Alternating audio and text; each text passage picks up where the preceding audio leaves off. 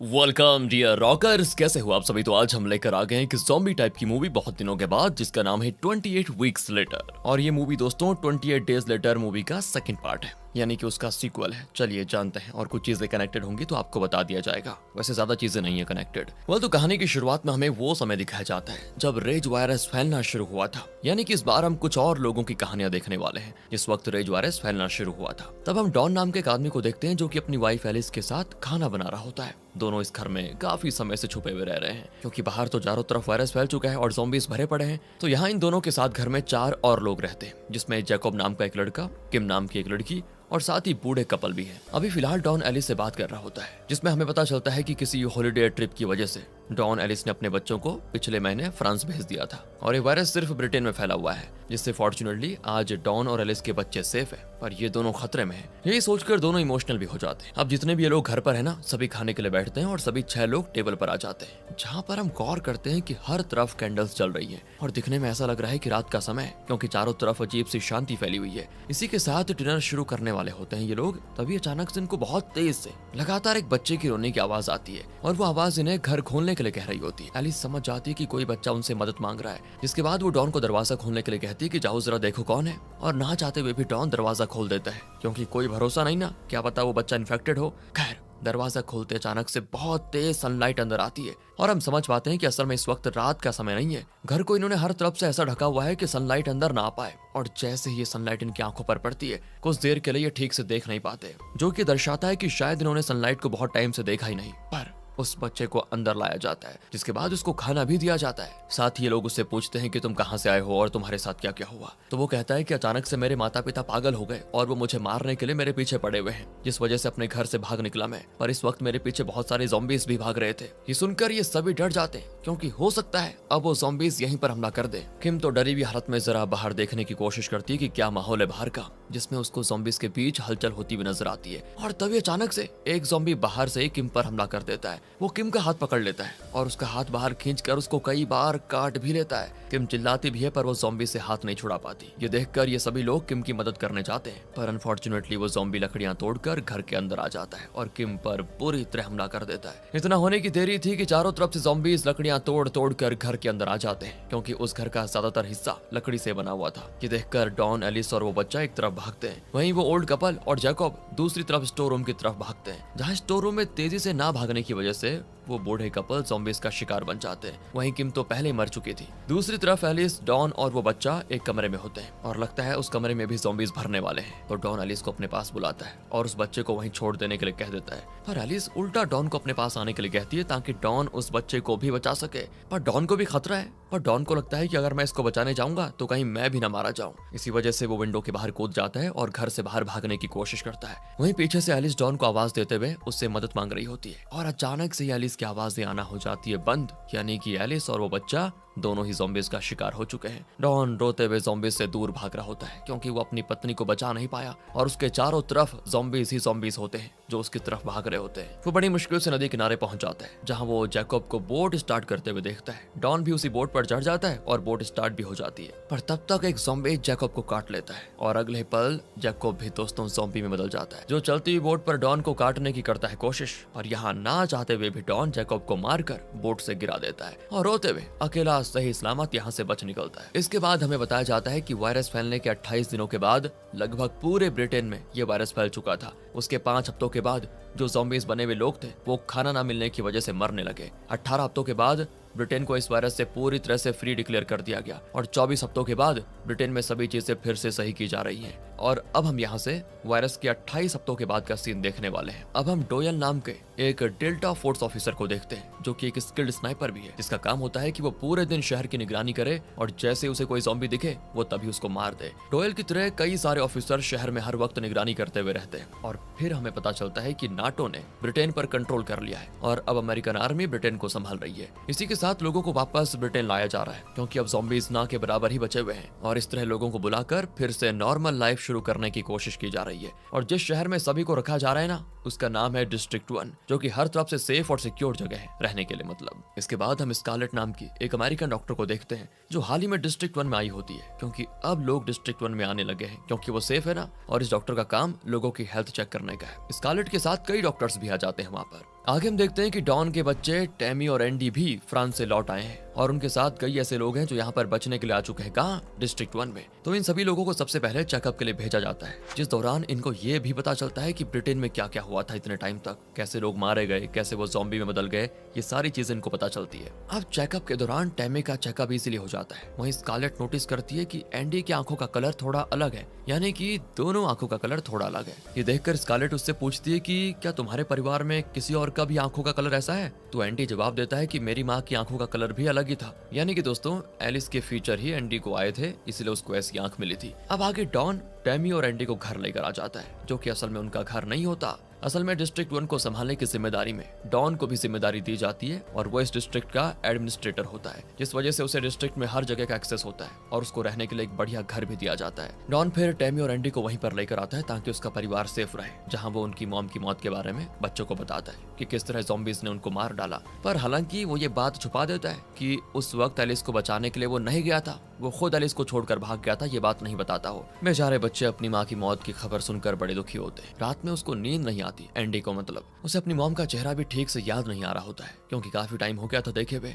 जिस वजह से अगली सुबह एंडी और टैमी अपने पुराने घर जाने का फैसला करते हैं, जो कि यहाँ से पास ही में होता है। पर हाँ, वो डिस्ट्रिक्ट 1 के बाहर है और सेफ एरिया में नहीं आता वो। अब सुबह डॉन के अपने काम पर जाने के बाद टैमी और एंडी अपने पुराने घर की तरफ जाने लगते हैं और इस दौरान वो कर देते हैं सेफ एरिया को क्रॉस और चले जाते हैं डेंजर जोन में। और ये होते हुए डोएल उनको देख लेता है। दोनों फिर अपने पुराने घर पर पहुंच जाते हैं, जिसकी हालत बहुत ही बुरी होती है और वहीं से दोनों अपनी फैमिली और मॉम की फोटोज और पुरानी चीजें लेने लगते हैं कि तभी एंडी को ऊपर के कमरे से कोई आवाज आती है और जैसे ही वो ऊपर के कमरे में जाता है उसे शॉकिंगली अपनी मॉम एलिस जिंदा मिलती है। एलिस अभी भी जिंदा है दोस्तों और वो पूरी तरह से शॉक स्टेट में होती है। अब एलिस को देखकर एंडी उनको गले लगा लेता है, पर एलिस ज़ॉम्बी से कैसे बच पाई ये हमें आगे पता चलेगा। वहीं पर आर्मी के ऑफिसर्स भी आ जाते हैं और जैसे ही एंडी और टॉमी घर से बाहर निकलते ना, उन्हें सामने ऑफिसर्स खड़े मिलते हैं जो कि उन्हें वापस सेफ जोन ले जाने के लिए आए हुए थे। और तभी ऑफिसर्स को भी घर के अंदर एलिस जिंदा दिखती है। सीन यहाँ से शिफ्ट होता है और हम एलिस को क्वारंटाइन रूम में डॉक्टर स्कारलेट के साथ देखते हैं, जो एलिस का चेकअप कर रही है। हालांकि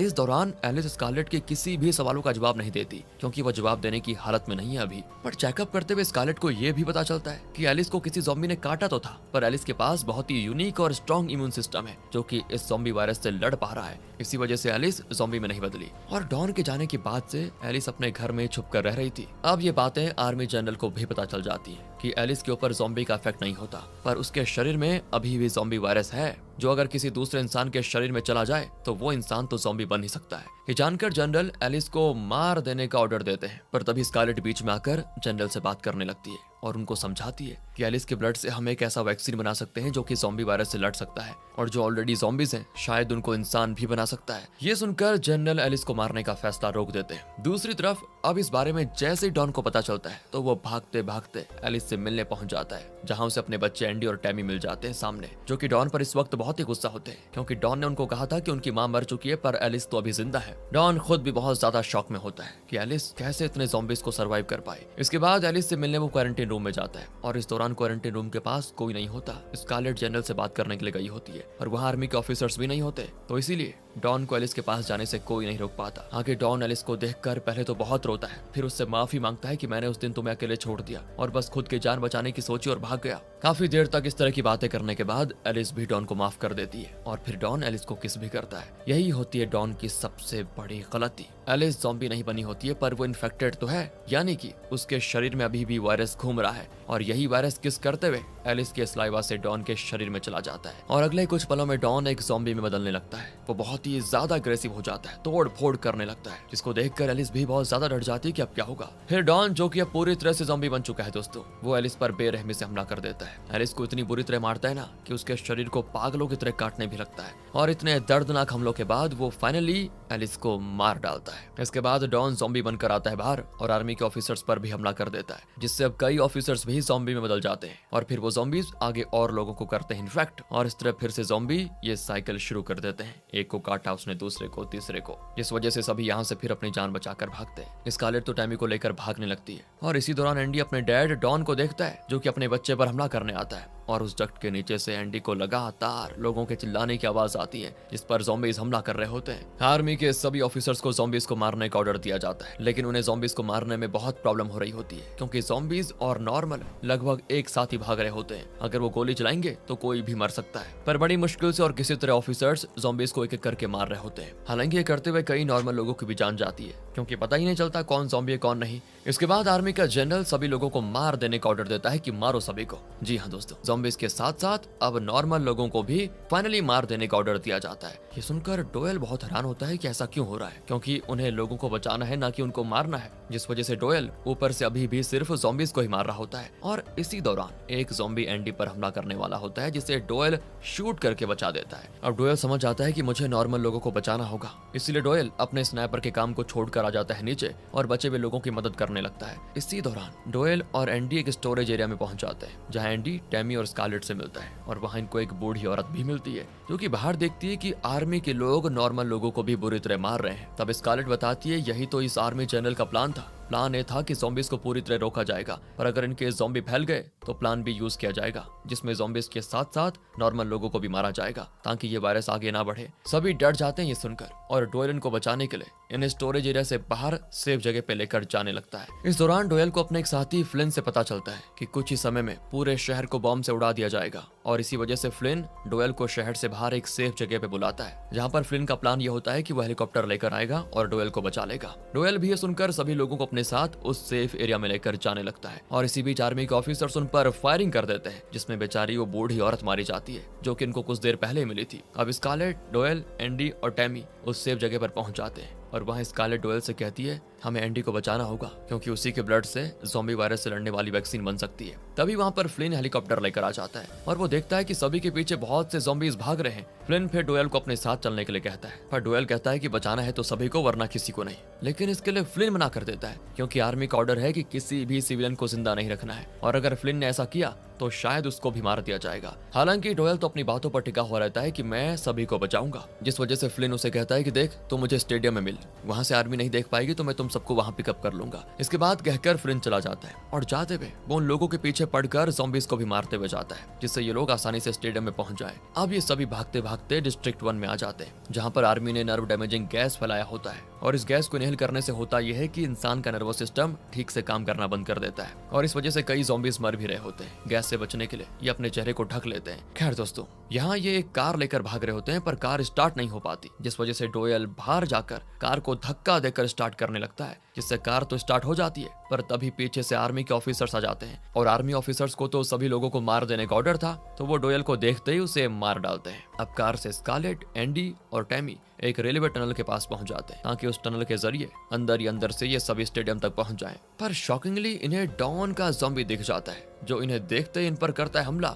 और स्कारलेट को भी मार डालता है दोस्तों। फिर तो डॉन एंडी पर भी हमला करके उसे काट लेता है, पर ना चाहते हुए भी टैमी को अपने डैड को स्कारलेट के गन से शूट करना पड़ता है। अब ज़ॉम्बी वायरस से इन्फेक्ट होने की वजह से एंडी की आंखों का कलर हो जाता है रेड, जैसा कि एलिस की आंखों का भी कलर था जब वो इन्फेक्टेड थी। पर एंडी के अंदर भी एलिस का इम्यून सिस्टम है, जिस वजह से वो ज़ॉम्बी में नहीं बदलता, और दोनों पहुंच जाते हैं स्टेडियम, जहां फ्लिन इनको देखकर सोचने लगता है कि इनको मारूं या नहीं, पर फिर वो इनको नहीं मारता और हेलीकॉप्टर में बैठा लेता है। अब ये लोग शहर जाने लगते हैं, जिस दौरान हम देखते हैं कि पूरा शहर बर्बाद हो चुका है, वायरस वापस आ चुका है। अब मूवी के एंडिंग में हम यहाँ से 28 दिनों के बाद का सीन देखेंगे, जहाँ फ्लिन का हेलीकॉप्टर कहीं पर पड़ा हुआ है, जहाँ हेलीकॉप्टर के रेडियो में फ्रेंच आर्मी की आवाज आती है, जो कि उनसे हेल्प मांग रहे हैं, यानी कि वायरस अब फ्रांस में भी फैल चुका है। इसके बाद हम देखते हैं कि ज़ॉम्बीज लोगों के पीछे भागते हुए पेरिस में मेट्रो के जरिए एफिल टावर के सामने आ जाते हैं, जिससे ये समझना मुश्किल नहीं कि वायरस पूरे यूरोप में फैल चुका है, और इसी के साथ ये कहानी होती है खत्म। बाकी दोस्तों, कहानी छोटी थी लेकिन थी थोड़ा ज़ॉम्बी वाली, है ना? आपको कैसे